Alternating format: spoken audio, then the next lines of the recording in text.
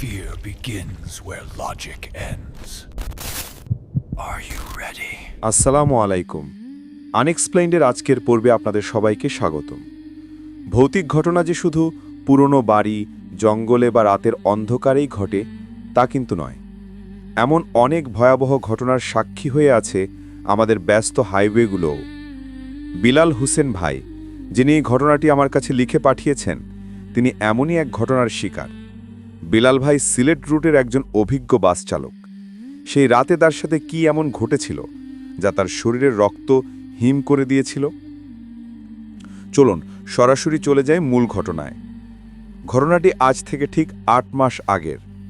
সময়টা ছিল গভীর রাত, প্রায় ২টো কি ২:৩০ বাজে।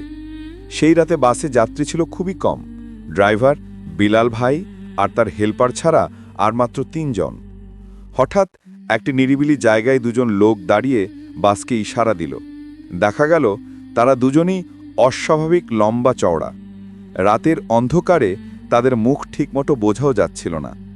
বিলাল ভাই বাস থামালেই তারা কোনো কথা না বলে বাসে উঠে এলো। ঠিক তখনই বিলাল ভাই আর বাসের বাকি যাত্রীরা অদ্ভুত মিষ্টি একটা গন্ধ পেল। বাসে এত জায়গা থাকতেও লোক দুটো গিয়ে বসল একদম পেছনের সিটে। রাতের বাস, তাই ভেতরের লাইটগুলো সব নেভানো ছিল। বিলাল ভাইয়ের কাছে হঠাৎই বাসটা বেশ ভারী মনে হতে লাগল। সারা বাসে এত জায়গা থাকতে তারা পেছনে গিয়ে বসল কেন? বাসের অন্য ৩ যাত্রীর ততক্ষণে কাহিল অবস্থা, ভয় যেন তাদের সিটে চেপে বসেছে।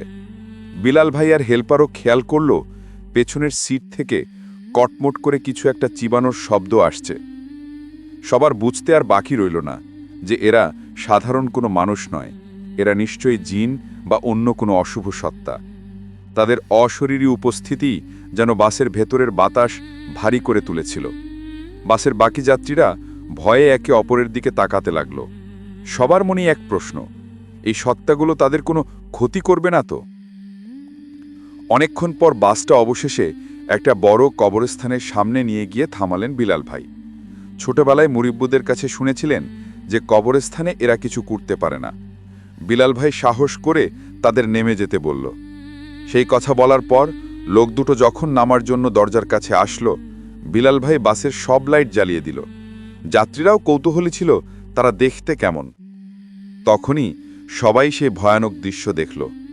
লোকগুলো দেখতে মানুষের মতোই, কিন্তু তাদের চোখের জায়গায় শুধু দুটো গভীর কালো গর্ত। তারা বাসের কারো দিকে তাকালো না, কোনো কথা বলল না, শুধু ধীরে ধীরে বাস থেকে নেমে গেল আর নামতে নামতে ফিসফিস করে বলল, এ যাত্রায় বেঁচে গেলি। এই বলেই তারা যেন বাতাসের মধ্যে মিলিয়ে গেল। বিলাল ভাই বাসের দরজা বন্ধ করে যত দ্রুত সম্ভব বাস টান দিল। সেই রাতের কথা মনে পড়লে আজও তার গা শিউরে ওঠে।